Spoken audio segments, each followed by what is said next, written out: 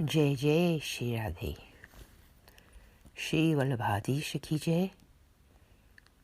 Jai Shri Krishna. Today is the 11th day of the readings. Padmanabh Das Ji Ki Varta, Part 3. Once Sri Acharya Ji was travelling from Gokul to Adel. A man of Kshatriya caste who was a trader accompanied him, bringing some goods with him. Sri Acharya Ji arrived at Kanauj, but the trader had fallen behind, and thieves stole all his merchandise. Sri Acharya Ji had already finished the preparations and offered them to Sri Thakurji when the merchant arrived there in tears.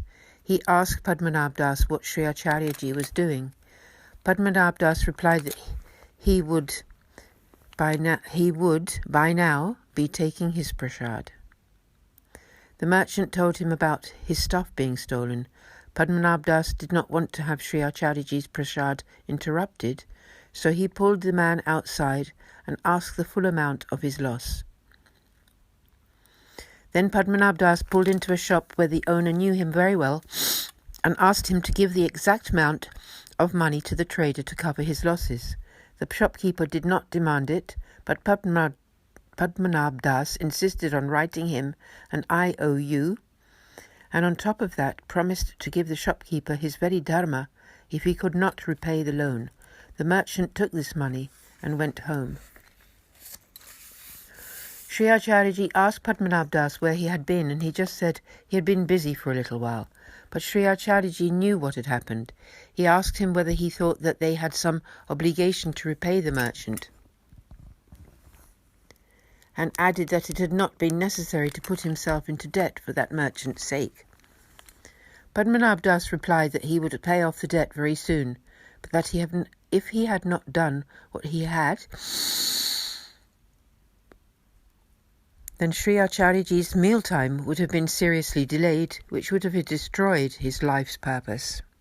Sri Acharya Ji further quizzed him, "But you also put your dharma on the line," and Padmanabh Das replied, "Some guarantee had to be given."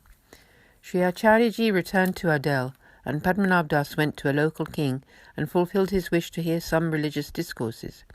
Padmanabh Das refused to recite the Srimad Bhagavatam, but agreed to recount the stories of the Mahabharata. The king agreed, and the reading took place. He told the stories of the war so vividly that the listeners actually started fighting amongst themselves with swords and then with sticks. When the reading was over, after a few days, the king was prepared to make a huge payment.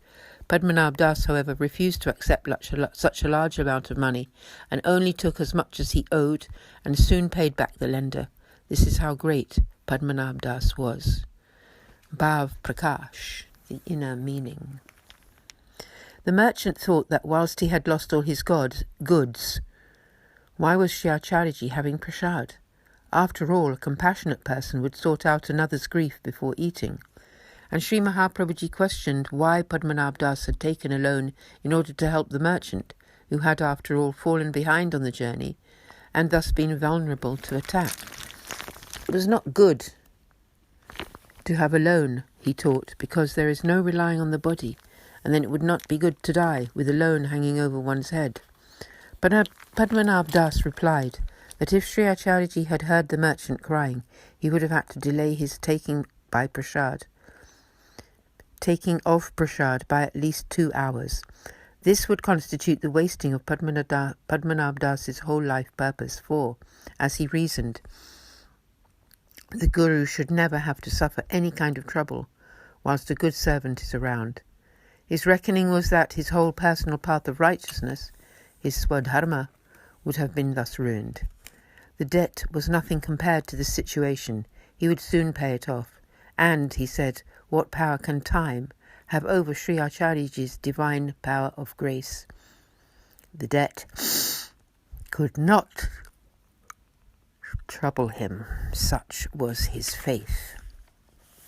He was also willing to put his dharma down as guarantee to the loan, because that was not important in comparison to the fact that he had surrendered everything to Sri Acharya Ji.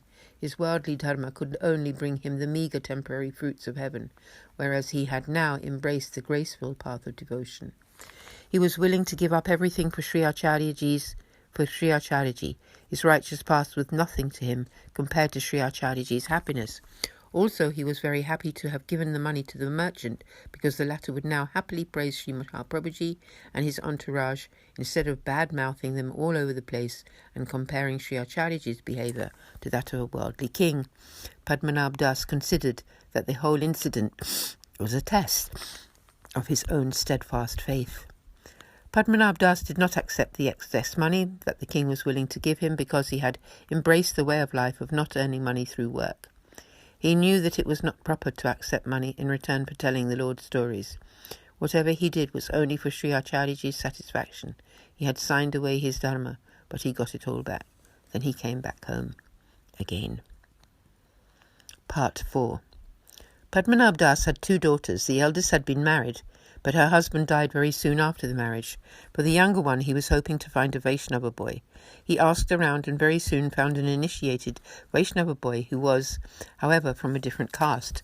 Padmanabh Das was not worried about worldly ways, and when another Vaishnava told him that the boy was a nice devotee, he immediately went to the boy's home and anointed his forehead with red powder as a sign that he had given his daughter to him. He told the boy he was ready to perform the marriage on any day that he chose. With the wedding fixed and very happy, he returned home. There, the elder daughter, named Tulsan, who had never even seen her worldly husband's face and was always engaged in serving the family deity, Sri Mataji, met him, and he told her about the arrangements he had made for the marriage. Her father said that all had been said and done, but she wanted him to cancel the arrangement. Padmanabh Das asked her to bring a knife with which he would cut off his thumb, with which he had anointed the boy's forehead. "How could I possibly do that?" he said. "Do that?" She said. "Well, how can I cancel the marriage?" said Padmanabh Das. "It is arranged with a disciple of Sri Acharyaji. That is what is important. That is my faith." While Padmanabh Das told his daughter that the most predominant factor here was the boy and his family's Vaishnava dharma, then she understood the importance of the path. Her love for the Vaishnavas developed, as did her Seva, and Sri Thakurji began to communicate with her. The marriage was performed very nicely, and the caste members were thus ignored.